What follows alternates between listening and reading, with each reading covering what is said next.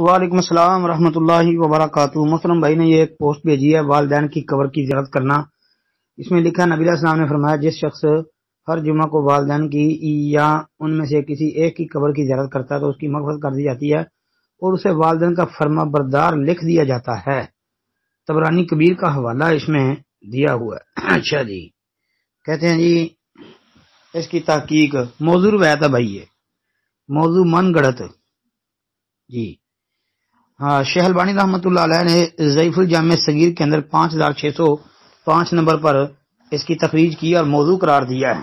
اسی طرح اپنی مایہ ناز کتاب سلسلہ حدیث ضعیفہ والموضوعہ کے اندر 49 نمبر پر اس کی تخریج کی ہے، موضوع قرار دیا ہے۔ تو یہ روایت موضوع ہے جی۔ اس کی تخریج امام طبرانی نے کی ہے، طبرانی صغیر کے اندر 199 نمبر پر، اسی طرح طبرانی اوسط کے اندر بھی یہ موجود ہے، اور اسی طرح الترغیب امام اصبہانی والی جو ہے اس کے اندر بھی یہ آتی ہے، جلد 2 صفحہ 228 پر۔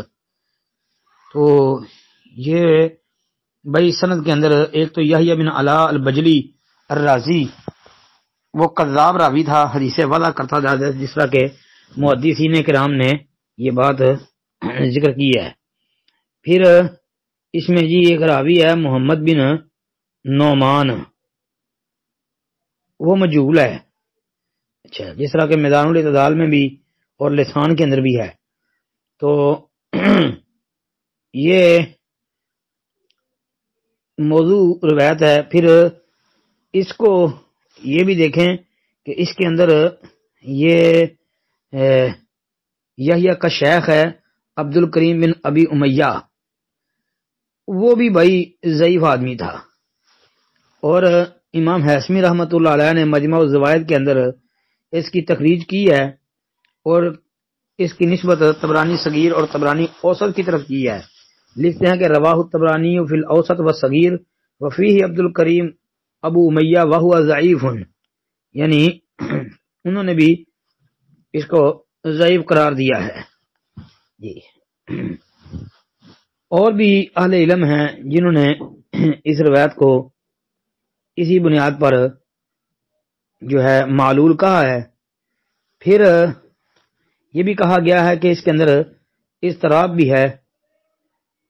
بہرحال اس میں کافی سارا جو ہے وہ کلام ہے ائمہ دین کا، محدثین کا، بلکہ امام ابو حاتم رحمۃ اللہ علیہ نے اس کو اپنی کتاب العلل میں، یعنی العلل ابن ابی حاتم کی جو معروف ہے اس میں درج کیا ہے انہوں نے۔ تو العلل کے اندر انہوں نے درج کیا ہے، تو انہوں نے اس روایت کو جو ہے مضطرب بھی کہا ہے اور انتہائی منکر اس حدیث کو کہا ہے، بلکہ ساتھ لکھا ہے کأنہ موضوع، کہا کہ گویا کہ یہ موضوع ہے، تو لہذا یہ روایت موضوع ہے جی۔ السلام علیکم ورحمۃ اللہ۔